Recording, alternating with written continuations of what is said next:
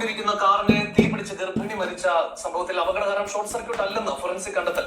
കാറിന്റെ വയറിങ്ങിനും ഇന്ധന ടാങ്കിനും തകരാറില്ല എന്നും അന്വേഷണ സംഘം കണ്ടെത്തി. സംഭവം കൊലപാതകമെന്ന് മരിച്ച തക്രമുക്ക് സ്വദേശി സോനയുടെ കുടുംബം ആരോപിച്ചു. റെജിൻ സോന സംബന്ധമായിട്ടുള്ള കാര്യമാണ് സംസാരിക്കുന്നത്. ഇന്നലെ മൊത്തം സോഷ്യൽ മീഡിയയിൽ പറയുന്ന സോനയുടെ കാര്യങ്ങളായിരുന്നു കൂടുതലും ചർച്ചാ വിഷയങ്ങളും കാര്യങ്ങളൊക്കെ. നമ്മൾ കുറേ വിഷയങ്ങളായിട്ട് പോയിട്ടുണ്ട്, ഈ ഒരു വിഷയം ചെയ്യാൻ പറ്റിയിട്ടില്ലായിരുന്നു.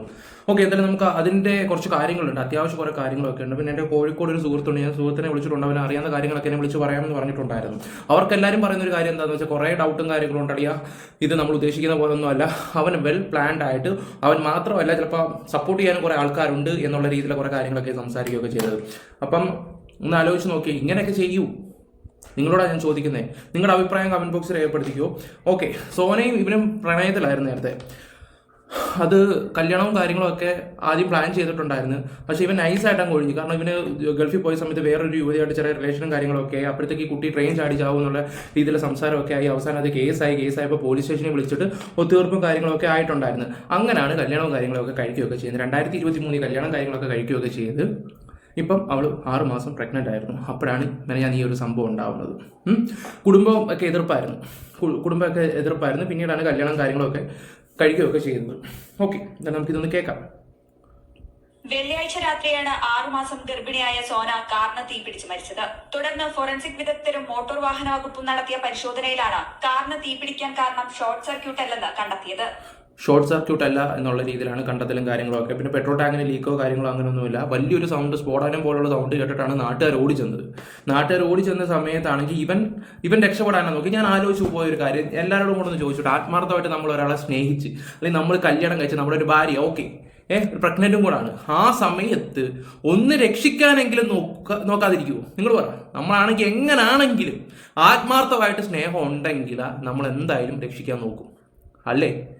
ഇവൻ അതുപോലും ചെയ്തില്ലെന്നാണ് പറയുന്നത്. അവൻ്റെ ജീവൻ രക്ഷിക്കാൻ വേണ്ടിയുള്ള രീതിയിലാണെന്ന് പറയുകയൊക്കെ ചെയ്യുന്നത്. അതിൽ തന്നെ ഒരുപാട് ഡൗട്ടും കാര്യങ്ങളൊക്കെ ഉണ്ട്. എങ്ങനായാലും നമ്മൾ ശ്രമിക്കും, ഉറപ്പാണ്. ആത്മാർത്ഥമായിട്ട് സ്നേഹിച്ച ഒരു വ്യക്തിയാണെങ്കിൽ, നമ്മൾ സ്നേഹിക്കുന്ന ഒരു വ്യക്തിക്ക് ഒരു ആപത്ത് വരുമെന്ന് അറിഞ്ഞാൽ നമ്മൾ എന്തും ചെയ്യും. എന്തെന്ന് വെച്ചാൽ എന്തും, നമ്മുടെ സെൽഫ് റെസ്പെക്റ്റ് കളഞ്ഞു പോയാലും ശരി, ഒരു വിഷയമല്ല, ആ വ്യക്തി എങ്ങനെയെങ്കിലും നല്ല രീതിയിൽ കൊണ്ടെത്തിക്കുക എന്നുള്ളൊരു ഒറ്റ മൈൻഡ് സെറ്റ് എന്ത് വേണമെങ്കിലും ചെയ്യും. നമ്മൾ എന്ത് വേണമെന്ന് വെച്ചാൽ എന്ത് വേണമെങ്കിലും ചെയ്യും. അങ്ങനെയുള്ള ഒരുപാട് ആൾക്കാരെ നമുക്കറിയാം, നമ്മൾ അങ്ങനെയൊക്കെ ചെയ്തിട്ടുള്ള വ്യക്തികളൊക്കെ തന്നെ. പക്ഷേ അവൻ ആ ഒരു കാര്യം പോലും ഒന്ന് രക്ഷപ്പെടുത്താൻ പോലും ശ്രമിച്ചില്ലെന്ന് പറയുമ്പോൾ നിങ്ങൾ ആലോചിച്ച് നോക്കുക. അവിടെയാണ് ആൾക്കാർക്ക് ഡൗട്ടും കാര്യങ്ങളും അടിക്കുകയൊക്കെ ചെയ്തത്. അത് കഴിഞ്ഞിട്ട് ആ ആൾക്കാർ വന്ന് അവരെ രക്ഷിക്കാൻ ശ്രമിച്ച സമയത്താണെങ്കിൽ പോലും അതിനകത്ത് വേറൊരാളും കൂടെ ഉള്ള കാര്യം അവൻ പറഞ്ഞില്ല. ഒരു മൊത്തം 3 പേരെ കണ്ടായിരുന്നു ആ വണ്ടിയില്ല. അപ്പോൾ നിങ്ങളൊന്ന് ആലോചിച്ച് നോക്ക്. ഇവിടെ ഒരു ഭാര്യയ്ക്ക് വയറ്റ് കുഞ്ഞും കിടപ്പുണ്ട്. ഇത്ര ഒരു ഇത് സംഭവിക്കുമ്പോൾ അവൻ അവിടെ പോയി രക്ഷപ്പെടാൻ ശ്രമിക്കുമ്പോൾ നിങ്ങളൊന്ന് ആലോചിച്ച് നോക്കിയേ. രക്ഷപ്പെട്ടോ?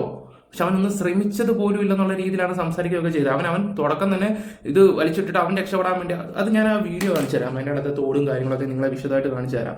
ഓക്കെ, ഇതിപ്പോൾ ഫോറൻസിക് റിപ്പോർട്ടിലാണ് ഈ പറയുന്ന ഈ പെട്രോൾ ലീക്കോ ഒന്നും ആയിട്ടില്ല, ഷോർട്ട് സർക്യൂട്ടോ ഒന്നുമുള്ള കാര്യങ്ങളൊന്നുമല്ല.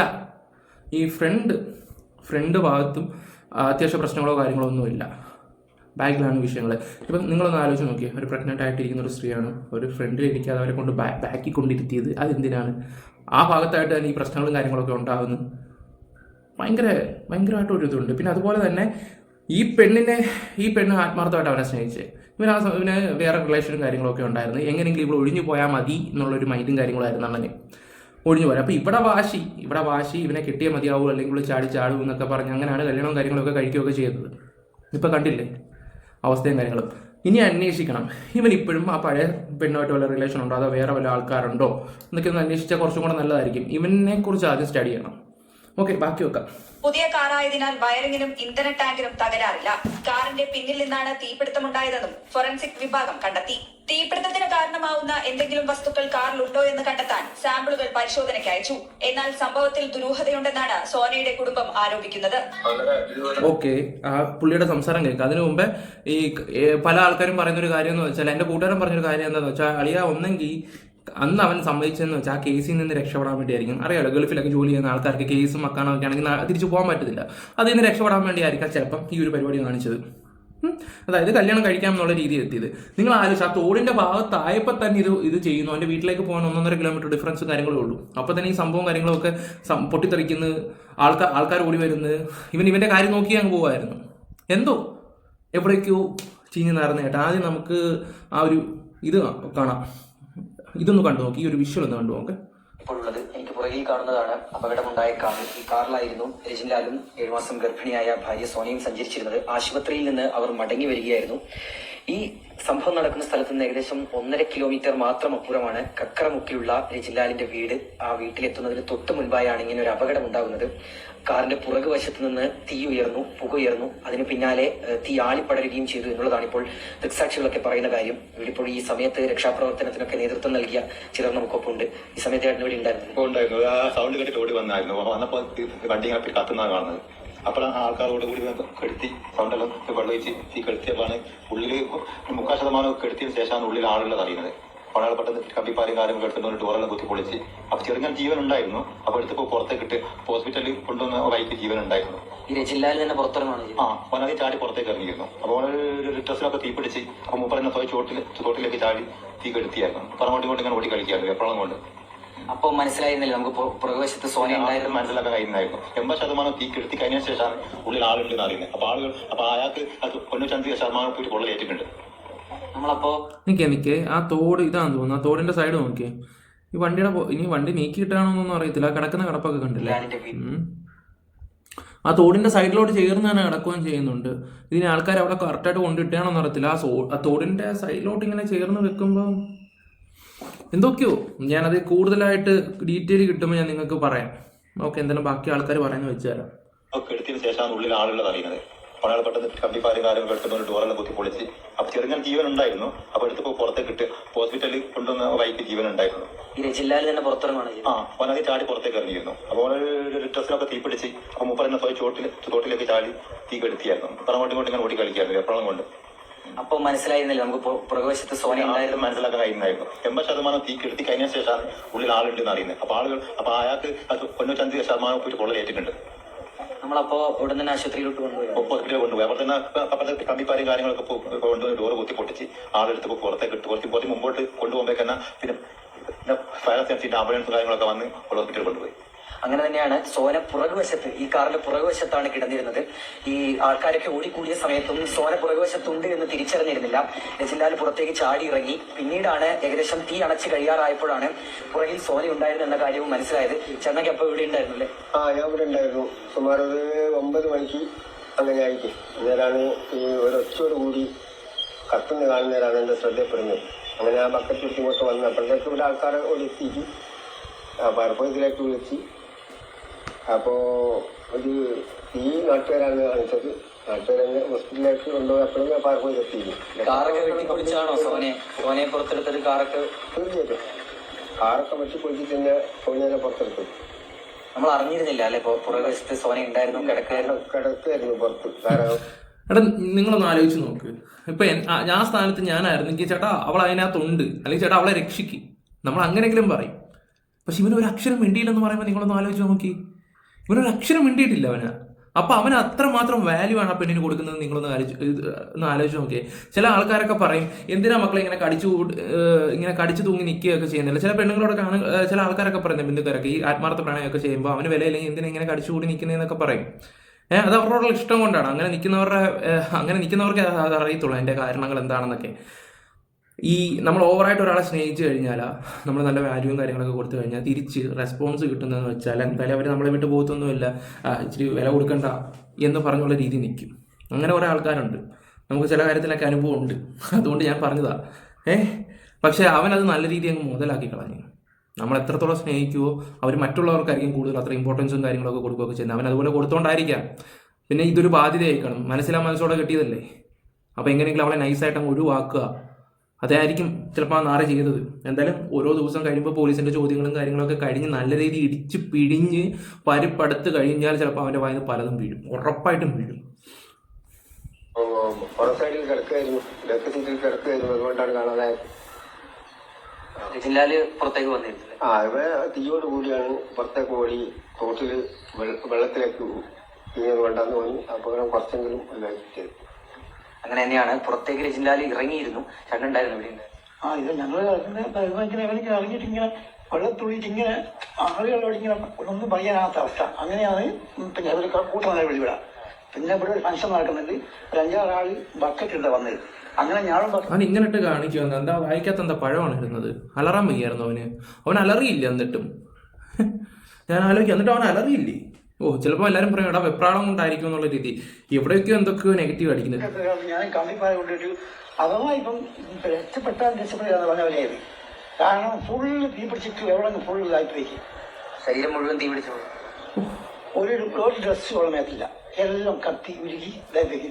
ഈ വണ്ടിയുടെ ഉള്ളിൽ മാത്രമേ കത്തിക്കുള്ളൂ, പുറമെ തീൻ്റെ ഒരു പാടുമില്ല, എഞ്ചിൻ കത്തിക്കില്ല, കത്തിക്കില്ല. ബാക്കിയൊക്കെ ഞങ്ങൾ കമ്പിപ്പാറോട് കുത്തിയിട്ട് എടുത്ത് തന്നെ കണക്ഷൻ തരിക. ഈ പെണ്ണ് കിടന്ന് അലറിയില്ലേ? ഞാൻ ഒരു ഡൗട്ട്, ഈ പെണ്ണ് കിടന്ന് അലറിയില്ലേ? അപ്പം പെണ്ണ് കിടന്ന് അലറിയില്ലേ? ഞാനത് ആലോചിക്കുന്നേ. അപ്പൊ ഇവരാരും ഇത് അറിയുന്നില്ലെന്ന് പറയുന്നു, ഇതിനകത്ത് ആളുണ്ടെന്ന് പറയുന്നില്ല. അപ്പൊ പെണ്ണ് കിടന്ന് അലറിയില്ലേ? ഇനി അതിന്റെ വായിൽ എന്തെങ്കിലും തിരികെ കെറ്റി വെച്ച് കാണുമോ? ഒക്കെ തിരുവി കെറ്റി വെച്ച് കാണുമോ? കുറച്ചു നേരം വേണമെങ്കിൽ എനിക്ക് തോന്നുന്നു ചിലപ്പോൾ അവൻ എൻ്റെ ഓരോ തോന്നലുകളെ ഞാൻ ഇനി വല്ലതൊക്കെ പറഞ്ഞിട്ട് ഇനി കൂടുതൽ ഓവറായിട്ട് ചിന്തിക്കേണ്ട ഡാനി എന്ന് വേണമെങ്കിൽ പറയും. എല്ലാവരും കൂടെ എന്നെ നെഞ്ചത്തോട്ട് കയറി വരും. ചിലവന്മാർ ഇങ്ങനെ ഒരു സംഭവം ഉണ്ടാക്കി മൂലക്കോട്ട് ഞാനൊരു സ്റ്റോറി പറയാം. മൂലക്കോട്ട് കൊണ്ട് വെച്ച് ചിലപ്പോൾ കുറച്ച് നേരം വാ പൊത്തി വെക്കുന്ന രീതിയിലാണ്. തീ കത്തുന്നെങ്കിൽ കത്തത്തെ, അതുവരെ വാ പൊത്തി അങ്ങനെയും ചെയ്യുന്ന ടൈപ്പുകളൊക്കെ ഉണ്ട്. ഇതൊക്കെ അറിയാലോ, സിനിമയെ വെല്ലുന്ന സ്റ്റോറികൾ വരെ ഇതിൻ്റെ അപ്പുറത്തെ കേസ് കെട്ടുള്ള 10 വർഷം 15 വർഷമൊക്കെ കഴിഞ്ഞ് വൺ ടിസ്റ്റോടെ നടന്നിട്ടുണ്ട്. ഇവനെ പൊക്കണം, ഇവൻ്റെ ഫോൺ പൊക്കണം, അതിനകത്ത് ഇവൻ ഗൂഗിളിൽ എന്തൊക്കെ സെർച്ച് ചെയ്യുന്നുണ്ട് അത് തൂക്കണം, എല്ലാ കാര്യങ്ങളും തൂക്കണം. കഴിഞ്ഞ 10 മാസം കൊണ്ട് ഇവൻ എന്തൊക്കെ ചെയ്ത് കൂട്ടിയിട്ടുണ്ട്, ഇവൻ എവിടെയാണ് വർക്ക് ചെയ്യുന്നത്, അവിടുത്തെ ഡീറ്റെയിൽ ആക്കണം, അവിടെ എന്തൊക്കെയാണ് ചെയ്യുന്നത് എന്നുള്ളതൊക്കെ തരണം. ഇവൻ ഗൂഗിളിൽ സെർച്ച് ചെയ്തിട്ട് ഓരോ കാര്യങ്ങളൊക്കെ ചെയ്യുന്നതിൻ്റെ എല്ലാം ഡീറ്റെയിൽ എടുത്ത് കഴിഞ്ഞാൽ ചിലപ്പോൾ അറിയാൻ പറ്റും ഇവൻ ആരാ മോൻ, എന്താ മോൻ, എങ്ങനത്തെ മോൻ എന്നൊക്കെ. എനിക്ക് അങ്ങനെയൊക്കെയാണ് ഫീലടിക്കുന്നത്. ഓക്കെ, ഇനി നാട്ടുകാർ മാമൻ പറയുന്നൊരു വീഡിയോ ഉണ്ട്, ഞാനത് വെക്കാം. കിട്ടുന്നില്ല. പോലീസ് ശാസ്ത്രമായി അന്വേഷിക്കണം, അത് മേലധികാരികൾ തന്നെ അന്വേഷിക്കണം. സാന്യമനോമേ ചേരുന്നു. സാന്യമനോമേ, സുപ്രഭാതം. കാറിന്റെ പിൻസീറ്റ് മാത്രമായി കത്തിയതാണോ കത്തിച്ചതാണോ ആ ഒരു സംശയമാണല്ലോ കുടുംബം ചോദിക്കുന്നത്. സുപ്രഭാതം സുജയ പാർവതി. അതായത് കുടുംബത്തിന്റെ സംശയം അങ്ങനെ തന്നെയാണ്. ഭർത്തൃ വീട്ടിൽ പ്രശ്നങ്ങൾ ഉണ്ടായിരുന്നു എന്ന് യുവതിയുടെ അമ്മാവനും അടുത്ത ബന്ധുക്കളും ഒക്കെ പറയുന്ന പ്രതികരണമാണ് നമ്മളിപ്പോൾ കേട്ടത്. അതായത് അവർ ചോദിക്കുന്നത് മുൻ സീറ്റിൽ സ്ഥലം ഉണ്ടായിരുന്നിട്ടും എന്തുകൊണ്ടാണ് പുറകു സീറ്റിൽ ഇരുന്നത് എന്നതാണ്. ഇരിക്കുകയായിരുന്നില്ല, കിടന്ന നിലയിൽ, അതായത് സീറ്റ് ബെൽറ്റ് ഇട്ട് കിടന്ന നിലയിലായിരുന്നു പുറകു സീറ്റിൽ സോന ഉണ്ടായിരുന്നത് എന്നാണ് പറയുന്നത്. മാത്രമല്ല ഈ കാർ കത്തിയതിനു ശേഷവും പുറകു സീറ്റിൽ നിന്ന് യാതൊരു ശബ്ദവും കേൾക്കുന്നുണ്ടായിരുന്നില്ല എന്നും ഇവർ പറയുന്നുണ്ട്. ഈ കാറിന്റെ സ്വാഭാവികമായ കത്തലാണ് എങ്കിൽ അത് മുൻവശത്ത് നിന്നാണ് കത്തേണ്ടിയിരുന്നത്, പക്ഷേ പുറകുവശത്ത് നിന്നാണ് കത്തി തുടങ്ങിയത്. മാത്രമല്ല വലിയൊരു സ്ഫോടന ശബ്ദം കേട്ടു എന്നും ബന്ധുക്കൾ പറയുന്നുണ്ട്, നാട്ടുകാരും അത് ആവർത്തിക്കുന്നുമുണ്ട്. ഏതായാലും സമഗ്രമായ അന്വേഷണം ഈ വിഷയത്തിൽ വേണം. ഭർത്താവിന്റെ വീട്ടിൽ ചില പ്രശ്നങ്ങൾ ഉണ്ടായിരുന്നു, ഇവരുടേത് പ്രണയ വിവാഹമായിരുന്നു, അതുമായി ബന്ധപ്പെട്ടൊക്കെ ചില പ്രശ്നങ്ങൾ ഉണ്ടായിരുന്നു എന്നൊക്കെയാണ് പറയുന്നത്. മദ്യപിച്ചാണ് ഇന്നലെ രജിൻലാല് സോനയെ കൂട്ടാൻ വേണ്ടി വീട്ടിലേക്ക് എത്തിയത് എന്നും പറയുന്നുണ്ട്. ഏതായാലും ഡിവൈഎസ്പി അടങ്ങുന്ന സംഘത്തിന്റെ നേതൃത്വത്തിൽ തന്നെ അന്വേഷണം സർക്യൂട്ടല്ലെന്ന് കണ്ടെത്തിയത്. തീപിടുത്തത്തിന് വിദൂരമായ സംഭവമാണ് കാണുന്നത്. കാറ് കത്തിയ തന്നെ അത് കാറിന്റെ അവസ്ഥ ഞാൻ കണ്ടാണ്.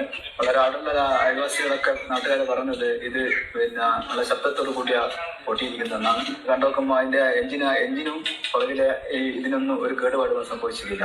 അതുകൊണ്ട് ഇത് വളരെ ഒരു ആസ്വദിതമായ ഒരു കൊലപാതകമാണെന്നാണ് എനിക്ക് തോന്നുന്നത്. കാറിന്റെ പിൻസീറ്റിൽ നിന്നാണ് സോനയുടെ മൃതദേഹം കണ്ടെത്തിയത്. ഓക്കെ, അപ്പം എല്ലാവർക്കും ഡൗട്ട് അടിക്കുന്ന പോലെ എനിക്ക് ഓരോ ഡൗട്ടും കാര്യങ്ങളും ഉണ്ട്. സീറ്റ് ബെൽറ്റ് ഇട്ടിരിക്കുന്നത്, ഇനി അവിടെ എന്തൊക്കെയാണ് സംഭവിച്ചത്, എന്താണ് ആ പെണ്ണ് അലറിയിട്ടില്ല, പോസ്റ്റ്മോർട്ടം റിപ്പോർട്ടിൽ എന്തായിരിക്കും, ഈ വല്ല മയക്കമാണെങ്കിലൊക്കെ അത് അറിയാൻ പറ്റും. എന്താണെങ്കിലും അത് കണ്ടുപിടിച്ചേ പറ്റത്തുള്ളത്. ഈ ഒരു കേസ് എന്ന് വെച്ചാൽ അത്ര നിസ്സാര കാര്യങ്ങളൊന്നുമല്ല, നിസ്സാര കാര്യമേ അല്ലത്. ഇവൻ ഇത്രയൊക്കെ ചെയ്തിട്ട് ഇവനാണ് ഇതിൻ്റെ പ്രതി എങ്കിൽ എൻ്റെ മോനെ. ഓക്കെ, എന്തായാലും നിങ്ങളുടെ അഭിപ്രായങ്ങൾ കമന്റ് ബോക്സിൽ രേഖപ്പെടുത്തുക. എൻ്റെ അടുത്ത വീഡിയോ ചെയ്യുന്നതായിരിക്കും. ചാനൽ ആദ്യമായിട്ട് കാണുന്നവർ സബ് ചെയ്തേക്കുക. നിങ്ങളുടെ അഭിപ്രായങ്ങൾ കറക്റ്റായിട്ട് നിങ്ങൾക്ക് തോന്നുന്ന കാര്യങ്ങൾ അത് കമന്റ് ബോക്സിൽ രേഖപ്പെടുത്തുക. Bye, love you guys.